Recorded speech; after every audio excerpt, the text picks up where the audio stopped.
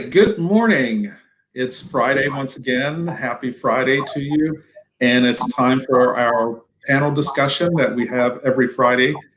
And this week, we're talking about resume tips as part of our job seeking skills.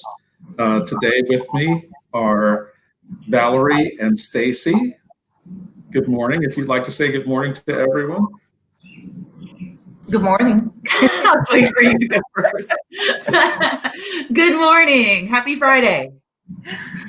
Okay, so today what's going on is part of our focus this week and next week, and for I think a few more weeks, if I'm correct, we're going to be talking about the resume. And the resume is really important because it is your package that introduces you to an employer. So with that, I'm going to bring back our panel. We're going to get started on the discussion, and we're going to go through some questions. So if you have any questions, please put them in the chat box, and I will open that up for you. And we can answer any questions that you might have. So, chat box is open. And so let's look at our first question today.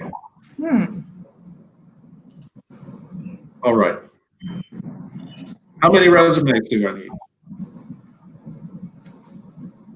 Stacy. Go ahead. I mean, you definitely need at least one, but that one resume needs to be constantly reworked and retweaked to fit the job description. So you want to make sure that you have those keywords in the job description that employer is looking for in your resume as well. So, the answer to that is one, but you may end up with multiple because maybe you're applying for a bunch of different positions. So one workable one, but you might end up with a bunch just to fit whatever job description that you are applying for. Valerie, would you like to add to that, or? I think that, she covered it all. I would say that you would absolutely need one, but if you're deciding on pursuing two different routes at once, maybe you're going to work for a job, working towards obtaining a job for the short term while you are planning for your long-term career. So maybe there's the one that's set just for the career that you're seeking, as well as maybe that customer service job that's immediate, or maybe there's a telemarketing job you see, something like that, data entry, but maybe you're really working towards becoming a nurse. So you'll have to, just depends on what you're looking for, but definitely one, and hopefully some others. Great, and our good friend Carly is here with us now. Hi, Carly. So, great to have you with us. Okay, so next question. What do I do if I don't have a resume? Oh, I know, that's an easy one. You call Goodwill Columbus and you set up to get a resume consultation for free.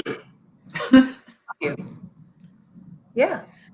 I'd say you also go to indeed.com/partner/goodwill, and you can make a resume on Indeed very easily. Yep.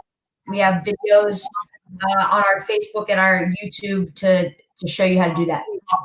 Okay, and I just blocked Carly by putting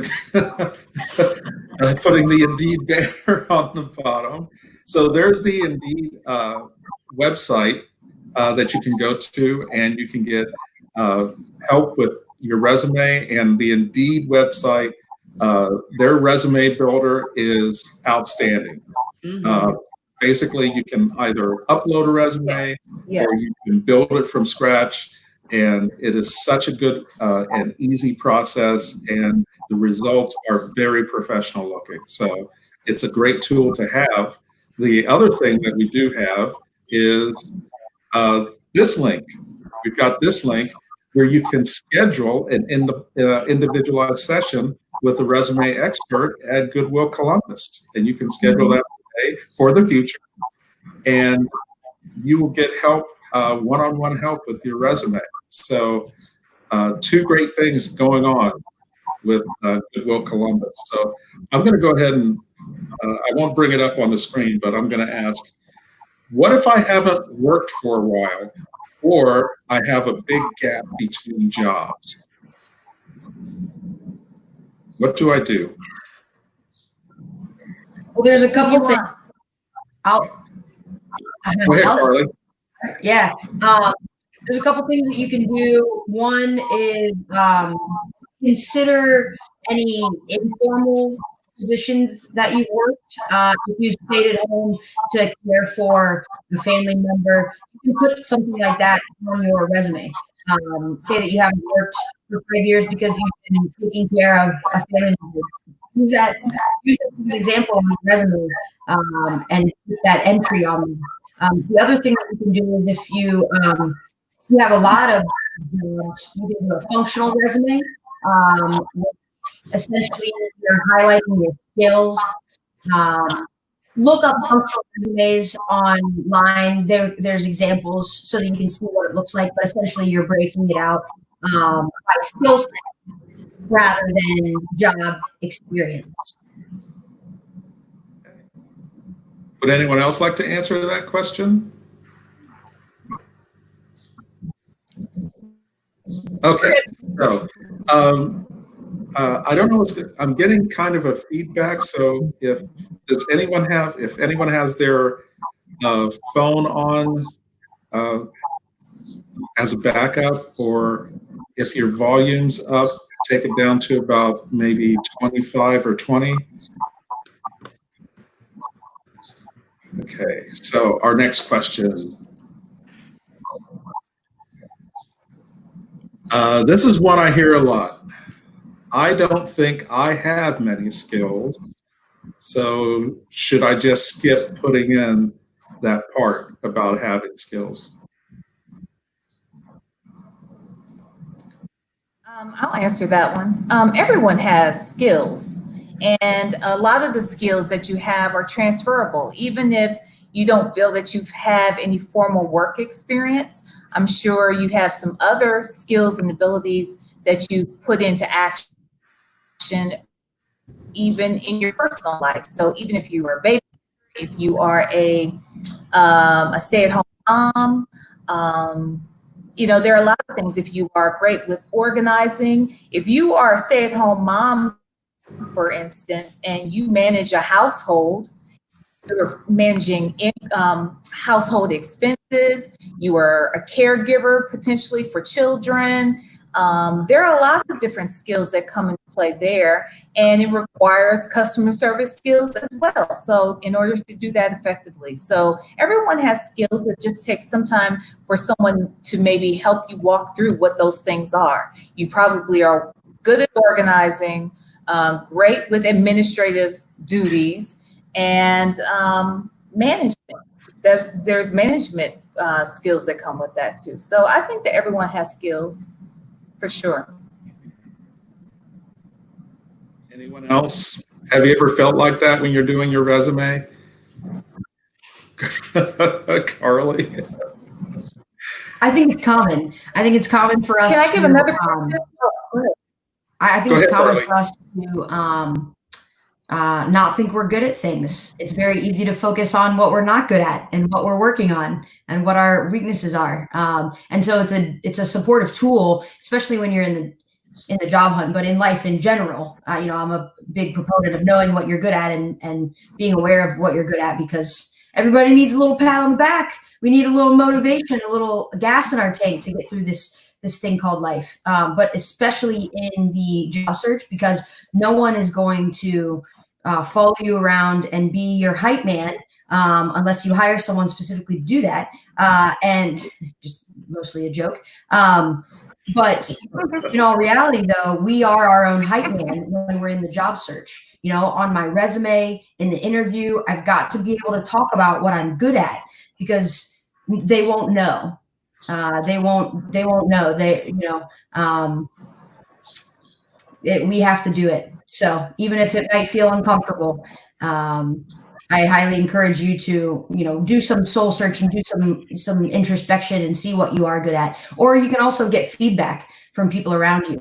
Ask the people around you, ask the people you've worked for, ask the people that are close to you, hey, what do you think I'm good at? And I bet they could see something. Great. Mhm.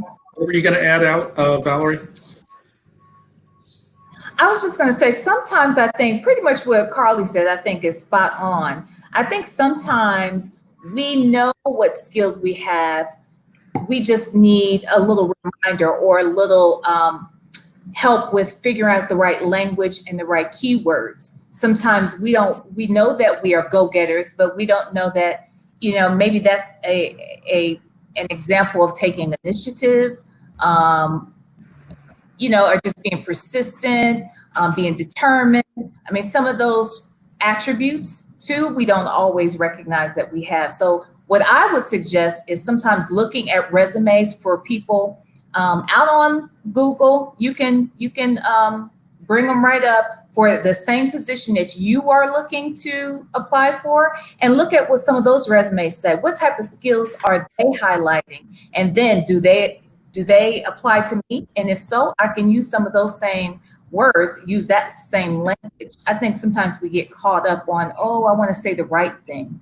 And then people get weird about bragging about themselves too. But I agree with Carly. You gotta toot your own horn here. This is your opportunity. Yeah. Great. So our next question is, what if I can't remember the dates that I worked somewhere? What do I do? Should I just make up dates? What should I do in that situation? Go ahead, Stacey. I mean, it doesn't have to be to the exact day, like March 1st, 1997. That was a really long time ago. I don't know why I picked that. But do the best you can. Do the month, do the year. If you still don't feel comfortable with that, you can still do a functional resume, like Carly said earlier, that highlights your skills and your abilities and all of that, if you're really stuck on your dates. But do include your dates of your employment as close as possible as you can if you don't remember them. I'll add to that Okay. it's also acceptable just to use years. If you don't remember the months, or maybe that's how you choose to format your resume. Just make sure that you're consistent throughout the entire document, that you're using years in all of your areas. And then I would also add that you should, when you start a new job, make a point to jot that information down so that in the future, you either want to update your resume in the moment that you start a new position, or make sure you're writing those dates down so that you have them for future reference. And then I'll add that if you have been, a good employee, one of the things is that you can do is you can call the places you used to work and get your exact dates. Mm-hmm. Or for long term, you can invest some time in going to Social Security and getting the dates and the places that you worked. And you can get that from their office. It'll take a while, but once you have that, then you can, put it into your computer, put it in a document and save it in your computer, or, put it on your phone or something like that. That way you'll always have it with you. Yep. So our next question. Okay. I like this question. Let's see if I can get everybody on here. Okay. I went to Columbus State, but I didn't get a degree. Should I still list that under education? Definitely. Yeah. List whatever education you have. I mean, if you attended Columbus State, list the courses that you took and the major that you were in, and, still show how you were working to grow yourself. So even though you didn't graduate, just showing that you have education in your background, definitely include that on your resume.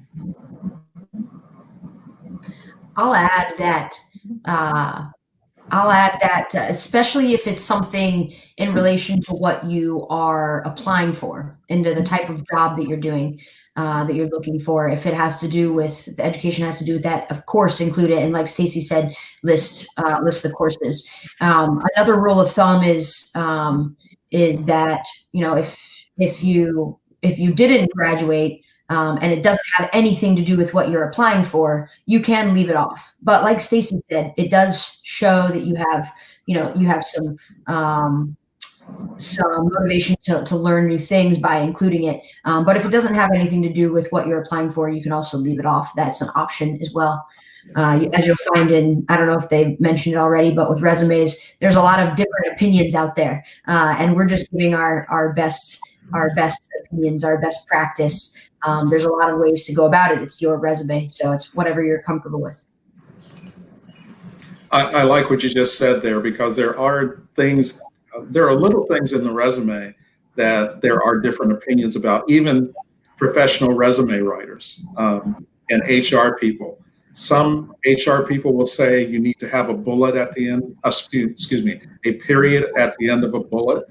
And others will say, no, you don't need a period at the end of a bullet. So, sometimes the thing is to ask the right person.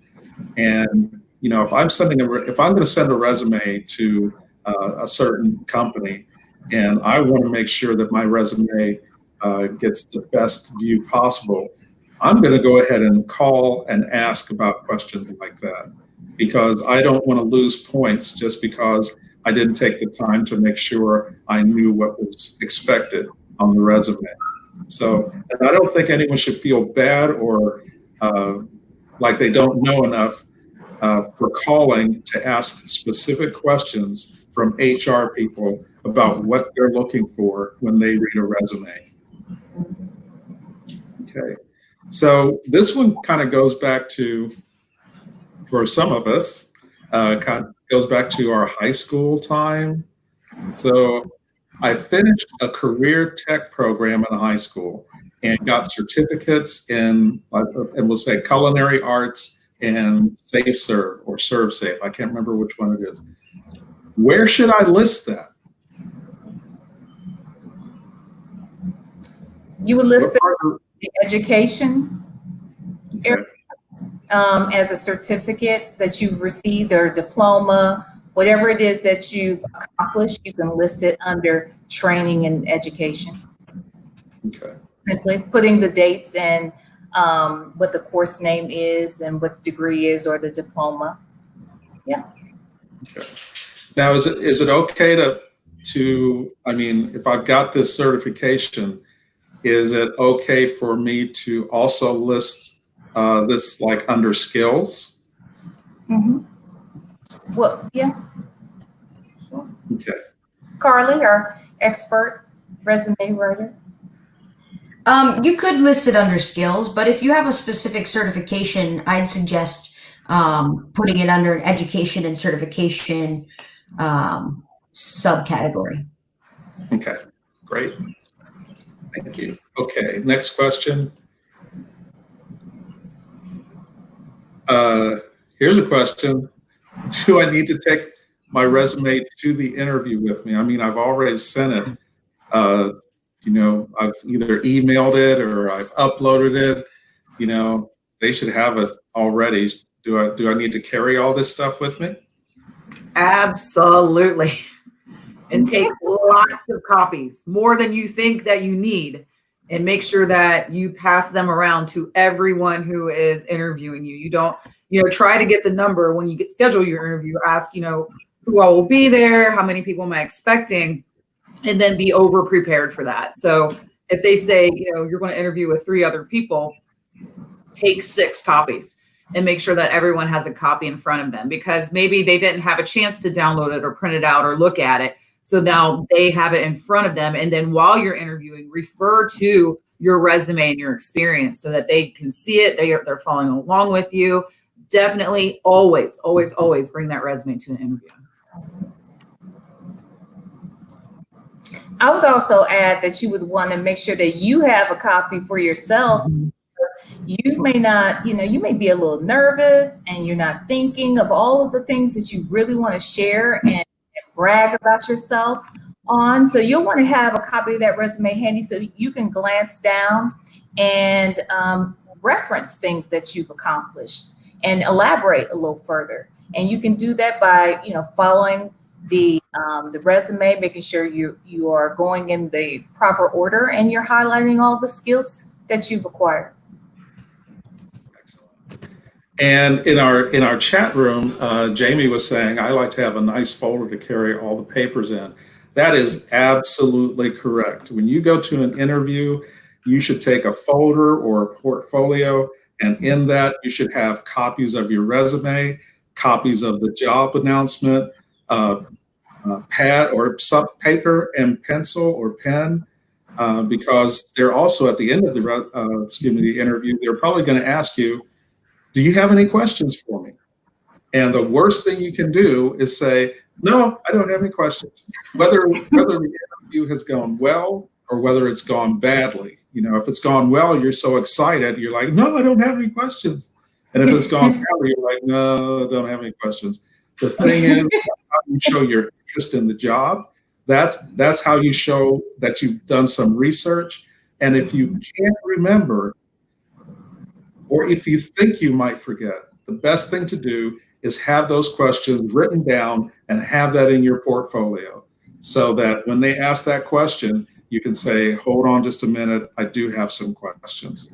And even if they answer those questions during the interview, you would still look at those questions and say, you know what, you answered all the questions I had, because you still see how prepared you were for that interview.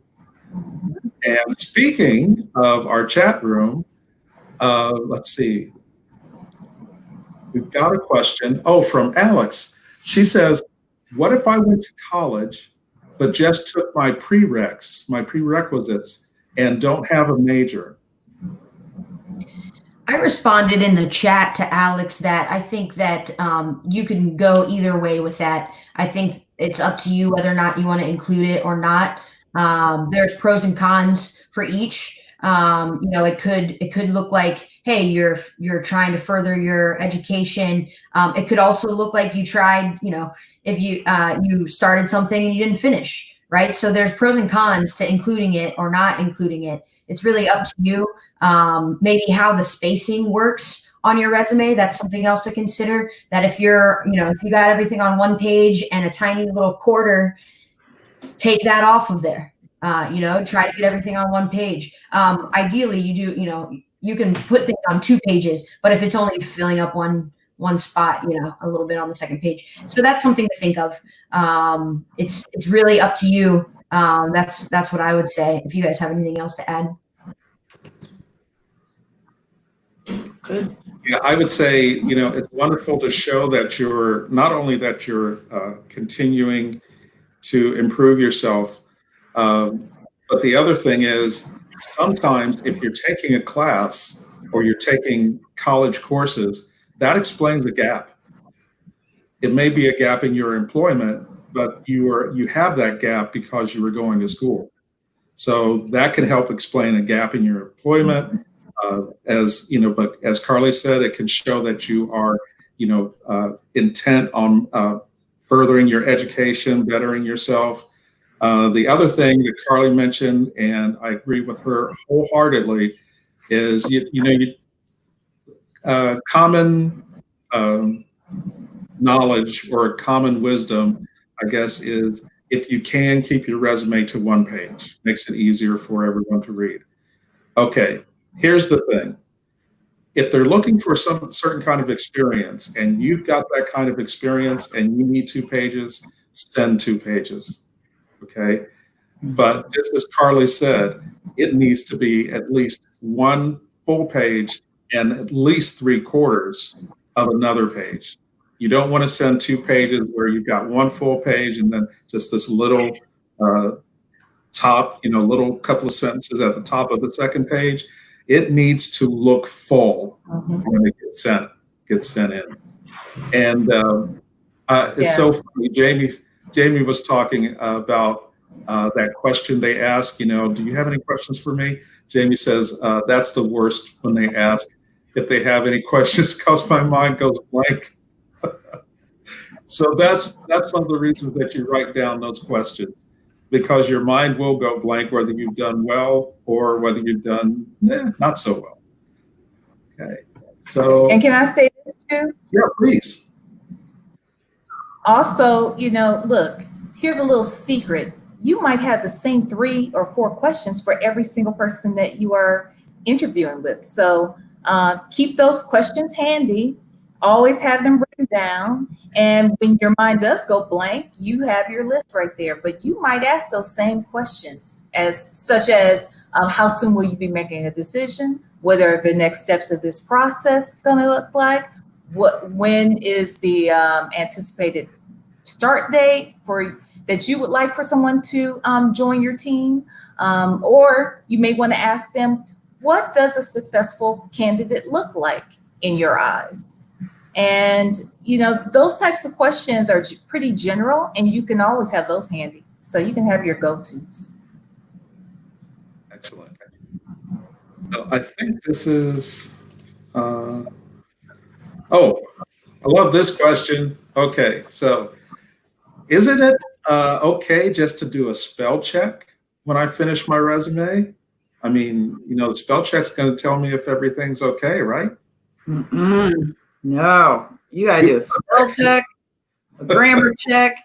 You got to check everything, the formatting, grammar, spelling, check it over, read it top to bottom, bottom to up, and then give it to 2 other people to read, because guaranteed you probably missed something.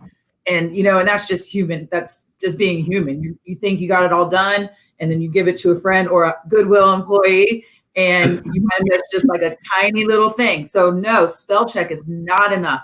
That resume has to be flawless, because one thing that turns off employers is misspelled words or grammar mistakes. So make sure that it is flawless by checking it all different types of ways. Anyone like to add to that? I would like to say, just because it has happened, when someone else has checked a resume for me, my resume is, spell check is a wonderful tool, but spell check is not your friend, because if you meant the number 4, F-O-U-R, but you spelled it F-O-R, spell check doesn't care. It just says, right. Oh, yeah, that's the correct spelling. It's correct. Yeah. Yep. So yeah, it's like Stacy said, you read it backwards, forwards, you read it out loud, and not whispering out loud, but out loud, because the way your mind works, your ears will actually pick up a misspelling of a word. So, and then, like she said, have 2 or 3 people read it and go over it, because you do want that resume to be a perfect document and show how much work that you've put into it. I would say too, if you're reading it out loud, you have to be careful, because you definitely want other people to read it, because our minds tend to fill in gaps. The mind doesn't like a gap, and the mind already feels that it knows what should be on the paper because you wrote it. So you may even read words that aren't there, that should be there, but they aren't there. So it would take someone else to read it for you, proofread it for you, to tell you some of the things that may be missing. So, yeah. Excellent. So this will be our last question for today, because we're getting close to our stopping time. Jamie has a question. When is a good time to ask about salary? Because my business class in high school said you never ask in the interview. Who'd like to take this one? Anybody? I'll take Okay. it. You don't ask in the interview, period. I always tell people, a lot of companies like to do a phone screening, an initial phone screening. That's usually with HR. And a lot of times they will discuss salary with you in that moment. They will ask you, what are you really looking for? You'll want to give them a range. You'll want to make sure that you are in a reasonable range, and that would take you doing some research to find that out. But you maybe want to discuss it with that individual in that moment, but in the actual official interview, when you are in person, or even if it's a Skype interview, something like what we're doing here online, you will not want to bring that up. If they bring it up, that's fine, but you will never want to bring up the salary. You will wait then until you're offered the job at that point, but you won't want to ask them that. You're doing your research because if they do ask you about salary, you want to be knowledgeable about what people are paying in that position. And once again, a great place to go to find out what the salary ranges are for certain positions is Indeed. So visit our Goodwill Indeed partnership page, and that's more information that you can get. As Valerie said, you let them, if they bring it up, you talk about it. But until they bring it up, it's not a subject you're going to talk about. But if you get to the point where they're asking you about it, good for you. And be ready to give them a range, because if you give them a certain amount, if you just say $15 an hour, it may be that they were going to pay you more than $15 an hour, but once they hear 15, it's like, oh, okay, great, yeah, that's what we'll pay you. So you want to give them a range, and to know what a good range is, you can do your homework on Indeed, the Goodwill Indeed partnership page. And if our panel doesn't have anything else to say, we are at the end of our time. So I'd like to thank Carly and Stacy and Valerie for being on our panel today. I'd like to thank all the people who were in our chat room today and for your great questions. And if that's, does anyone have any last words they'd like to say? Happy Friday. Yeah, happy Friday. Good luck at getting that job of your dreams. All right. One more reminder that if you are interested in getting one-on-one resume assistance, that's the promotion that we are currently running, doing free resume appointments, resume review appointments. So you can find that information on our Facebook page. It's on here as well. And we look forward to talking and working with you one-on-one. Absolutely. Well, thank you all very much. And everyone have a great weekend. It was fun being here with you, and we'll see you next Friday. All right. Bye. All right. Bye.